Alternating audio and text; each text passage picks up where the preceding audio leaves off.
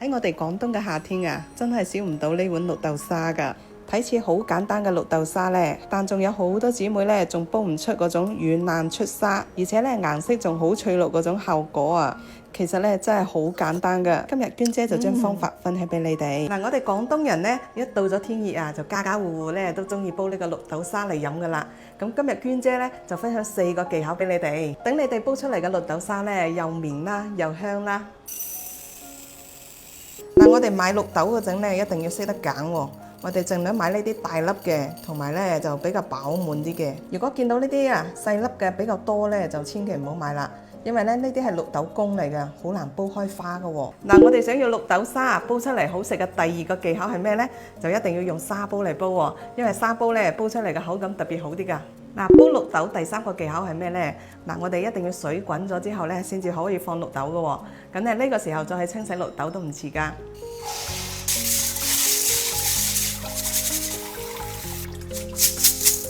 水滾咗之後呢，我哋就放入綠豆，加啲蓮子一齊去煲更好食。我哋廣東人呢，煲綠豆沙呢就有個習慣，中意放陳皮入去嘅。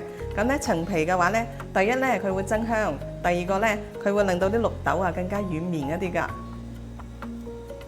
我哋先冚蓋煲佢30分鐘。呢個時候呢，我哋就馬上打開個蓋，將啲綠豆殼撈起出嚟。跟住呢，再冚翻個蓋，再次煲滾之後呢，就可以撈第2次嘅殼啦。好似呢啲呢，全部都係綠豆殼嚟㗎，冇肉㗎，又都唔使打撈得咁乾淨喎，留翻啲殼更加好食啲㗎喎。我煲綠豆糖水呢，中意放啲薯粉粒入去嘅，佢嘅口感呢會豐富好多。冇試過嘅姊妹一定要試下，Q Q 彈彈、軟軟糯糯嘅口感好好食㗎。配料表又係好乾淨㗎，就得番薯粉同木薯粉，仲有水呢幾樣嘅啫。呢個薯粒粉呢，佢比芋丸會更加 Q 彈一啲嘅。如果你平時好中意食芋丸嘅話呢，咁呢個薯粒粉你會更加中意㗎。姊妹們，如果你對呢個湛江特產薯粒粉有興趣嘅話呢，都可以喺視頻嘅左下角去睇下㗎。鏈接我已經放喺下面啦，有需要嘅朋友可以去購買㗎。煲綠豆沙呢，好食嘅第4種技巧呢，就係放糖啦。咁我呢度呢，就準備咗2種糖，一個呢，就係黃冰糖，又都係叫老冰糖啦。咁第2種呢，呢個就係紅糖啦。咁黃冰糖呢，就比較清潤一啲，而且味道又比較清甜。紅糖嘅話呢，就對我哋女仔嘅紅色液體特別有好處嘅，所以呢2種糖放埋入去呢，味道更加好㗎。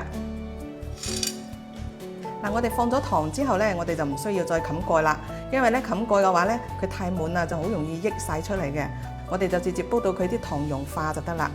啲糖煮溶咗之後呢，煮多佢3-5分鐘呢，就可以出得鑊啦。煮出嚟嘅薯粉粒呢，晶瑩剔透，綠豆呢又都全部煮出沙啦，清甜又軟糯。